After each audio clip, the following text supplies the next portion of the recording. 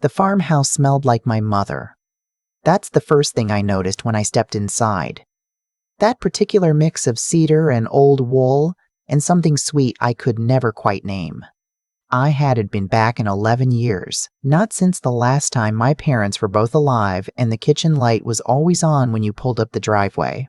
My son's wife had laughed when she handed me the keys. Actually laughed, a short, sharp sound, like something you'd make at a bad joke. "Well," Nadine said, leaning against the door frame with her arms crossed, "I guess that's fitting. An old house for an old woman." She wasn't finished. "Honestly, Gloria, look at this place." She held up her phone, showing me the listing photos my brother's estate lawyer had sent over. Peeling paint on the porch, a gutter hanging loose on one side, a field that hadn't been mowed in God knows how long. It's basically a teardown. You can go play farmer out there while we figure out what to do with the rest of Dad's estate. The rest of Dad's estate. That's how she talked about my father's things, as though they were inventory waiting to be liquidated, not a life that had been lived and built and loved across 78 years. My son, Trevor, stood just behind her. He didn't say anything. He's good at that, standing in rooms where things happen and finding ways to be slightly out of frame. I took the keys. I thanked the lawyer. I did not cry until I was sitting in my car in the parking garage 3 blocks away, and even then I only let myself have about 4 minutes of it before I wiped my face, started the engine, and drove. Let me back up, because there's a thing you need to understand about my father, Earl Hutchins, and the land he came from. My father was the kind of man who didn't say much but meant everything he did say. He grew up in rural Pennsylvania, the son of a coal miner who died young, and he spent his whole life with a certain quietness about him, a stillness that people sometimes mistook for simplicity. He wasn't simple, he was just careful. He watched, he waited. He never made a decision he hadn't already thought through from 6 different directions. He bought that farmhouse in 1971, the year before my parents got married. 62 acres in the hill country outside of Wellsboro. My mother thought he was out of his mind. They were living in Pittsburgh. He had a good job at an engineering firm. Why on earth would he want a property 3 hours away that needed a new roof and hadn't had running water in the kitchen since the previous owner died? But he just smiled at her the way he did and said, "Agnes, I have a feeling about this land." My mother eventually stopped arguing with his feelings. They had a way of being right. I grew up spending summers there, catching fireflies in mason jars, learning to drive on the long dirt road that curved up from the county highway. My father taught me to read topographic maps on that land, spreading them out on the kitchen table after dinner, tracing the contours with his finger. "See this?" he'd say. "This is what's underneath. Most people only ever look at the surface." I didn't know then that he was teaching me something I'd need to remember 50 years later. When my mother passed 12 years ago, my father stayed in the farmhouse full time. He said the Pittsburgh apartment felt like wearing shoes on the wrong feet. He was happy there, genuinely happy in the way that old people sometimes find happiness that younger people haven't earned the patience for yet. He died in February, quietly, in his own bed, which is exactly what he would have wanted. The will divided things simply. My father had 2 children, me and my brother, Raymond. Raymond died of a heart attack 4 years ago, which is still a sentence I can't quite say without pausing. Raymond's share passed to his daughter, my niece Patty, who lives in Colorado and is a genuinely good person who cried at the reading and said she wished she'd visited Grandpa more. What was left was this: the farmhouse and its land to me, and my father's investment portfolio, about $400,000, which was apparently more than any of us realized. To Trevor, my son, because my father had apparently been making very quiet, very careful decisions with his savings for 40 years. Nadine had known about the investment portfolio for a while.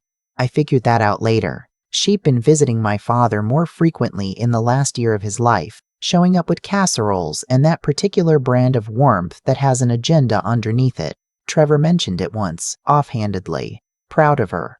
"Nadine's been so great with Grandpa, she goes up every few weeks." I thought it was kindness. I was wrong about what it was. The farmhouse, she'd apparently already decided, was worth nothing. A money pit. A burden. Something to be unloaded. She told me as much 3 days after the reading, sitting at the kitchen table in the house I'd been living in since Trevor and Nadine got married. My own house, which I'd moved into the spare room of after my husband, Paul, died 6 years ago because Trevor asked me to, and I thought it was what family did. We've been talking, Nadine said. Trevor was at work. She'd timed it that way, I realized. And we think it would be best if you moved out to the farmhouse. Give us some space to start the next chapter. Trevor agrees. I asked her what the next chapter meant. We're trying to have a baby, she said with a look that closed the conversation. We need room for that, and you have somewhere to go now, which is actually lucky if you think about it. I thought about a lot of things in the 30 seconds that followed. I thought about the 6 years I'd spent in that spare room, taking Trevor to doctor's appointments, watching their dog when they traveled, making dinner 3 nights a week because Nadine worked late and Trevor couldn't boil water without assistance. I thought about every holiday I'd hosted, every check I'd written when the roof needed replacing, every morning I'd been quietly, invisibly useful in that house. I said, "All right, I'll start packing." She looked almost surprised. I think she expected more of a fight, but here's the thing about being 63 and having buried a husband and a brother and both your parents. You learn which battles matter and which ones are just noise. I had already started, somewhere in the back of my mind, to think about that farmhouse differently. I drove up on a Thursday in late March, alone, which was fine. Trevor had offered to help me move and then remembered a work thing, which I told him was no problem. Patty had called from Colorado to say she was sorry about all of it, and that offer still stood to come visit any time I wanted. That call meant more than she knew. The driveway was longer than I remembered. The porch did need paint. The loose gutter clattered a little in the wind that came off the hills. But when I pushed the front door open and that smell hit me, cedar and old wool and whatever it was, I just stood there for a minute with my hand on the doorframe. My father had kept it well. Inside, it was clean. Old, but cared for. His reading chair was still by the window where the afternoon light came in. His topographic maps were still rolled and standing in the ceramic umbrella stand in the corner of the study. The kitchen table was the same one we'd eaten Sunday dinners on when I was 9 years old. I sat down in his chair and I said out loud to no one, "Okay, Dad, I'm here?" I don't know what I was expecting, but what happened next was that I noticed, on his desk in the study, under a coffee mug he'd been using as a paperweight, a folded note in his handwriting. 3 words, and my name at the top, Gloria. Look underneath. I almost called Trevor that night. Almost. But something stopped me. A feeling, or maybe just good sense. Or maybe it was my father's voice in my head saying, "Wait, be careful. Think it through from 6 directions." I folded the note back up and put it in my coat pocket, and I made myself a cup of tea from the box I found in the cabinet above the stove. Earl Grey. He always kept Earl Grey. I started looking the next morning. Not under the floorboards. I wasn't thinking dramatic. I went to the desk first. 3 drawers all unlocked. Bills, receipts, the usual paper accumulation of a life. But in the bottom drawer, tucked inside a manila folder labeled "Land" in my father's careful print, were 3 things: a letter from a geological survey company dated 8 months before he died, a follow-up letter dated 4 months later, and a hand-annotated copy of a topographic map. Our land, our 62 acres, with certain areas marked in red pencil.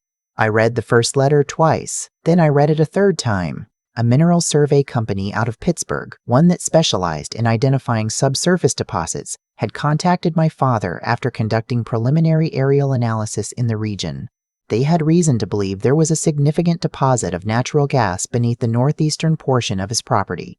They were requesting permission for a formal ground survey. The second letter confirmed that the preliminary ground survey, conducted with my father's permission, had identified what appeared to be a commercially viable deposit. They were ready to discuss leasing rights. My father had not signed anything. He had written in pencil in the margin of the second letter, "Not yet. Wait for Gloria." I sat at that kitchen table for a very long time. I didn't tell anyone for 3 weeks. I want to be honest about that because I know some people would say I should have called Trevor immediately. And part of me understood that instinct. He's my son, I love him. But I also sat with what Nadine had said, an old house for an old woman. I thought about Trevor standing silently in doorways. I thought about the casserole visits and the investment portfolio and how carefully my father had watched and waited before doing anything. I called a lawyer first, a woman named, she's given me permission to share this, Alicia, who specialized in mineral and property rights and came highly recommended from a colleague of my niece's husband. We met twice in her office in Wellsboro. She walked me through what I had, what my rights were, what the next steps looked like. The numbers she described were not small. Natural gas leasing rights for 62 acres over a deposit of this potential size over a 20-year term. She gave me a range. I will not write the number here because it still makes my hand shake a little to think about it. What I will say is that Nadine's dismissal of the farmhouse as basically a teardown was one of the more expensive mistakes a person has made in recent memory. I signed the formal survey permission in April. The full assessment was completed by early June. By July, I had a leasing offer on the table. Trevor called me in May, 2 months into all this, while I was still sorting through everything. He wanted to know how I was settling in. The call had the careful quality of something that had been discussed beforehand. Too many pauses in the right places. Too much interest in details that wouldn't normally interest him. Nadine mentioned the property might need some work, he said eventually. If you ever want to talk about selling, we could look at options. Help you find something more manageable. I said, I'm actually really happy here, Trevor. It feels like home. Silence. Right, he said. Okay, good. I asked about the baby they were planning. He was quiet for a moment, then said it just wasn't the right time yet. Something in his voice told me there was more to that story, but I didn't push. I found out what it was in June from my niece Patty, who'd been in touch with Trevor more than I realized. The pregnancy Nadine had used to justify moving me out, the next chapter, had apparently been more of a concept than a confirmed fact. They had been trying, but there was no pregnancy yet. Nadine had spoken as though it were already done, and Trevor had gone along with it, as Trevor does, because it was easier than not going along with it. I'm not going to pretend that didn't hurt. It did. I sat with that for a few days, but I also thought about something my father used to say. A person shows you who they are eventually. You just have to be patient enough to see it. The leasing agreement was signed in late August. I did not tell Trevor beforehand. I want to be clear that this was not revenge. Or not only revenge if I'm being fully honest with myself. It was more that I had watched my father spend a lifetime protecting something quietly, patiently, for the right moment, for the right person, and I understood finally that I was the right person. He had watched Nadine's casserole visits with those careful eyes of his. He had made his decisions accordingly. The morning after I signed, I called Trevor. I wanted to let you know, I said, that I've entered into a mineral rights leasing agreement on the farmhouse property. My lawyer has all the details if you have questions. The silence on his end lasted a long time. What does that mean? He said finally. It means your grandfather was right about this land. And it means I'll be staying. He came up 2 weeks later, alone, without Nadine, which told me something. He sat at the same kitchen table where I'd sat reading those letters, and he looked tired in a way that had nothing to do with the drive. We talked for a long time. He said things he should have said much earlier. I said things I'd been holding quietly for years. It wasn't a movie reconciliation. There was no dramatic scoring, no one weeping on anyone's shoulder. It was more like two people who loved each other deciding to be honest for once, which is harder and more uncomfortable than it looks. He told me Nadine had known about the preliminary survey. Not the details, but the company had apparently also reached out to the estate attorney during the probate process, and Nadine had seen a letter that came to the house before it was redirected. She'd assumed the deposit was speculative, not worth pursuing. She'd been in a hurry to get to the $400,000. I should have said something, Trevor said. When she talked to you the way she did, I should have said something? Yes, I said. You should have. He nodded. We were quiet for a while. Outside the kitchen window, the fields were doing what my father's fields always did in September, turning gold at the edges, that particular light that only happens at that latitude in that season. My father had loved this time of year more than any other. He left a note, I told Trevor, on his desk. 3 words. What did it say? I looked at my son. He looked older than I remembered him being. He said to look underneath, I said. He always said that. Nadine and Trevor are still together. I won't pretend that's simple to navigate. She has not apologized. Not in words, anyway. There was a phone call in September where she was noticeably, effortfully pleasant, which I accepted for what it was. I'm not in the business of demanding performances. People either change or they don't, and time will show which it is. What I know is this. I wake up in my father's house now. I make Earl Grey tea in his kitchen. I sit in his chair in the afternoons when the light comes through the way it does. I've had the porch repainted, a deep green that my mother always wanted and my father kept meaning to get around to. The loose gutter is fixed. The field is mowed. Patty came out in October with her kids, and we spent a weekend going through the last of my father's things, not throwing away, just sorting, holding, remembering. Her youngest, a 7-year-old named Carter, who has my brother Raymond's eyes, sat in my father's reading chair with a topographic map spread across his lap, completely absorbed. What are all the lines? He asked me. I sat down next to him. They show you what's underneath, I said. Things you can't see from the surface. Your great-great-grandfather taught me how to read them. Carter looked at the map very seriously for another minute. Then he looked up at me. Can you teach me? I said yes. Absolutely yes. And in that moment, in that house with the afternoon light coming through that window, I understood what my father had left me. Not just the land. Not just what was underneath the land. Something that doesn't have a line on any map. Something that can't be assessed or leased or argued over in a lawyer's office. He had left me the knowledge that the things people dismiss as worthless are sometimes the ones that turn out to hold everything. I was called an old woman in a broken-down house, and maybe I am, but I'm an old woman who knows how to read what's underneath. And as it turns out, that's more than enough. I've been thinking a lot lately about the word useless, about how easily people assign it to old houses, to old women, to things and people they've already decided don't matter anymore. Nadine said that Farmhouse was basically a teardown. She said it the way people say things when they've already stopped looking, when they've decided the conclusion before doing any of the work of actually finding out. And for a little while, I won't pretend otherwise, her certainty got into my head. I stood in that driveway with those keys in my hand, and I felt the full weight of being 63 and alone and handed something that everyone around me had already labeled worthless. But here's what I've come to understand, not as some grand philosophy, but just as something I lived through. The people who move fastest toward what they want are usually the ones who stop paying attention. Nadine wanted the $400,000, and she got it. Or rather, Trevor got it, which she'd apparently decided was close enough. She was so focused on what she thought was valuable that she never once looked carefully at what she was dismissing. That's not bad luck. That's a consequence of how she chose to move through the world. My father spent his whole life being quiet and careful and deeply attentive. He read topographic maps at the kitchen table. He looked at the surface, and then he looked beneath it. He taught me, without ever using those exact words, that intelligence isn't about being the loudest voice in the room or the one who grabs fastest. It's about taking the time to actually understand what you're looking at before you decide what it's worth. He applied that to land. He applied it to people. He applied it to every decision I ever watched him make. I applied it, finally, to myself. Because that's the part I'm still sitting with. The part that isn't about Nadine or Trevor or the mineral rights or any of it.